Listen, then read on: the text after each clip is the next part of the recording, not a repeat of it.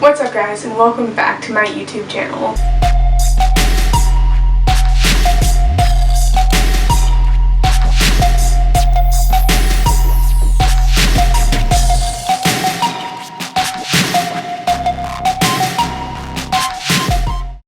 So today I wanted to sit down. It's been a minute since I've had a sit down talk video, but I wanted to take a minute and talk about my Monsters dance experience that I had this past January, which feels like an entire lifetime ago, because yeah, I think we're just in a different world at this point. But I wanted to just sit down and talk about it and kind of talk through the steps, because it was my first time at any dance convention and being an independent competer and just all kinds of stuff I want to walk you guys through. So yeah, that's what we're going to do. Alright, so first off, this happened January 3rd through the 5th at the Hilton in downtown Vancouver, and Friday was the 3rd, Friday January 3rd, was like a bonus day. Basically, you have like one extra class besides the like full weekend of like classes and auditions, competitions, which I'll get to. But on Friday, my parents came and they came as observers. Obviously an event like this is kind of expensive, especially if you register as an independent, which what that means if you don't know. I'm not with a studio, I don't train at a studio, so I don't have a studio to go with. If you go with the studio, you get group discounts and things like that, but I registered as an independent, meaning I was just going for myself, as myself, by myself. So that's what I did, and honestly that experience was really good. It was kind of scary because I had never been to a convention and I didn't have any friends or like camaraderie around me to like hang out with during my breaks or whatever. So I was very thankful that my parents were there actually, because I didn't have anybody to hang out with for the first day. But basically what happens is you get there and you get a wristband and you get an audition number, which is for Sunday, which also I'll get to that in a little bit. And we kind of just hung around, we waited for the class to start, we walked around, la-da-da-da. And then each class is in a very big room, like a ballroom, basically, in a hotel. There's like I think there's three ballrooms. There's a beginner class, I think they call them junior classes, don't quote me, but I think that's what they call them. And then there's intermediate, which is where I was, and then advanced, and oh, there's four, and then there's industry. Industry level is like 16 and up, like you're like commercial dance, like you're up there. So I was in intermediate because I was on my third year, I am on my third year of dancing, and it's like recommended for like 3 to 5 years of experience, and I wanted to kind of go above my level to push myself. So that Friday we had our first class with a choreographer. I don't remember her name. She was wonderful. She'll be up over here in this general area and I'll tell you who she was, but she was fantastic. And she taught us a choreography to Missy Elliott, and it was a group, or not a group choreography, a partner choreography, and it was super fun and it was really exciting. There was like probably a couple hundred people in that ballroom, which was crazy, and it was kind of a lot, especially for my first time, but it was really good. It was a really good experience. We took just the one bonus class. It was from 7 to 8, and that was all on Friday. Alright, so next day, Saturday, January 4th, I got up very early. It was, I think I had to be there at like 7:30 in the morning, something like that. I just remember getting there and the sun was coming up and I was like, ooh! But Saturday is your jam-packed day. You basically have, I think we had 6 classes, 6 or 7. I'll tell you, that'll also be up in this area. But we had like six or 7 classes on Saturday, and they're kind of just back to back. You get there, you go to your room that you were in the day before, so I was in the intermediate room again, like I said, and you wait around, you warm up, and then you just start class. Each class is an hour with a different choreographer, so I think we did 3 classes in the morning, and they were all great. Every choreographer is so different, and it's so good to be able to just like take a class, learn the choreography, and then take another one that's like completely different, and just kind of work different skills that you have and different skills you're trying to acquire. I will say the biggest thing that I didn't realize about this experience is how much of like a mental game dance is. Like when you're learning choreography and you're learning that much and you're trying to learn it quickly and there's like a lot of people and there's a lot going on, it can be really easy to get down on yourself when you're comparing yourself to these other people or these younger kids that are so much better than you, and like starting to question like what you're doing there. And that's something I felt a lot. And I think a lot of it had to do with the fact that I was independent and that I was self-taught and that I was older, and most of the kids were like 12 to 13. That's why I call them kids. They were younger, a lot younger than a 19-year-old me. So that was hard, and that was a mental thing that I didn't realize was going to happen, but it was also good, and it was a good mental push, and it was good to realize that dance isn't just physical. There's a lot of it that's mental strength that you acquire the more that you learn. That's really good if you want to take this a really long way. So after our 3 classes, then we have a lunch break, kind of dispersed through the hotel. I think it's a half hour, eat, hang out, take a breather from everything that you just did. And then I think we had 3 more classes after that, and those went until, man, I don't know, I want to say like 4 o'clock in the afternoon. I think they went till 4.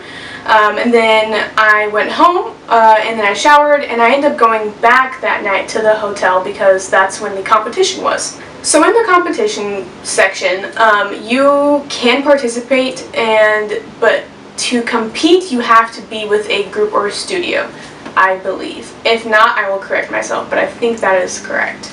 So I didn't compete, obviously, but I wanted to go back and watch the competition, and then there was freestyle battles before the competition, and those also cost to compete in. I think it's like $35 for like early bird pricing if you want to compete in a freestyle battle. But I went back with my mom and we watched the whole event, and it was really cool to be able to see kind of what it takes to get up there and what it takes to be on stage and like get judged by judges and perform in front of an audience, and it was all really good knowledge. So I'd actually encourage you to go and watch the competition / battles, even if you're not in them, because it's good to learn and to know about. And that was all for Saturday. Alright, so then the last day, Sunday, January 5th, by that day you're pretty exhausted, I will say. You're physically exhausted, you're mentally exhausted, but at the same time, like, you still have so much like adrenaline and energy because it's all so fun and exciting. At least for me, like, everything was new and it was all fun stuff. So like, it was exhausting, but yet it was like a good kind of exhaustion, like an excited exhaustion. But Sunday's an important day, so we got there at 8 a.m. I believe it was 8 a.m. and that's audition day.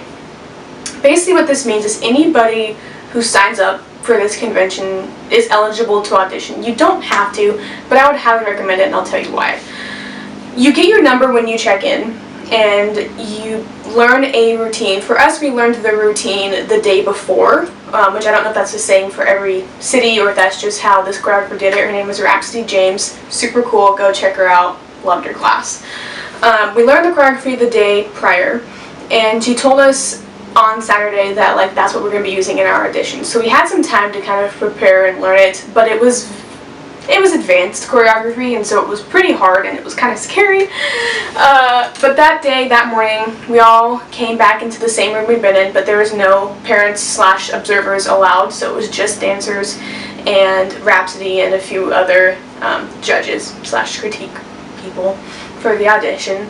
And when she got there, we went over the choreography. She changed it up a little bit. We like took from the end and put it in the beginning and just kind of switched things up and added to it a little bit. And then we got into lines of 10, so groups of 10, and we each group auditioned in front of Rhapsody. So how that went, whew, that's scary, especially for somebody who has never auditioned before and doesn't know what that's like. It's scary and it's a lot, but it's really good, and here's why. Auditioning is something that is important to have, especially if you want to try and take this like professional, because it teaches you how to win somebody over, how to perform under pressure, and how to take critiques, and to like be able to respond to a no and kind of feel down because of that, but then feel accomplished at the same time. But the biggest thing that I took away from it is really how to perform under pressure. Because when you're standing in a group of 10 people and there's a choreographer's looking at you with a clipboard while you're trying to perform her choreography, it's scary. But it was good because I was able to learn kind of what I needed here and physically to nail an audition and to do well in an audition. So that's how it went. Groups of 10, each group went once, and then she called back maybe half of everybody that went to go again, so she could see them a second time. I was not one of the ones that got called back, but like I said, I wasn't expecting to because it was my first convention and it was my first ever audition. And that's how that went. She called that back another group, and then that was it, and that was the end. And they ended up announcing scholarships and things like that at the end. And what a scholarship means, for people that don't know, there's multiple things you can earn.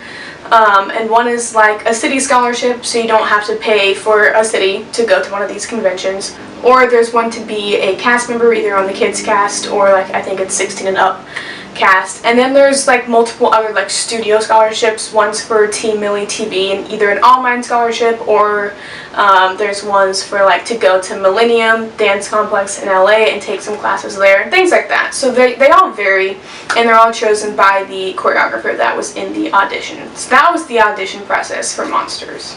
Okay, so after that, Sunday was the last day, like I said. I believe we took another 6 classes. That's not right. 5? I don't know. Like I said, I'll put the schedule back up here and I'll let you know how that went. But we took another few classes that day, and that was probably the hardest day physically and mentally for me because A, I was mentally tired and exhausted from the audition that morning, because that's what you start off with, and B, I was physically exhausted from like the rest of the weekend. So that was a hard day, but like I said, it was hard in a good way because I knew I was pushing myself and I knew that I was learning so much in such like a shorter amount of time. And that's the best part about Monsters convention, because sure, it's like 3 days, mainly like 2 very full days, but you learn so much, and there's so much just like packed into those days.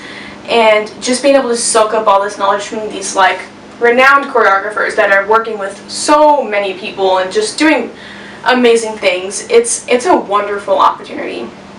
So after the classes was like the closing ceremony, and it ended early afternoon, 2 or 3 in the afternoon, where they give out scholarships and then they just kind of close. And that was the end. That was the end of the convention.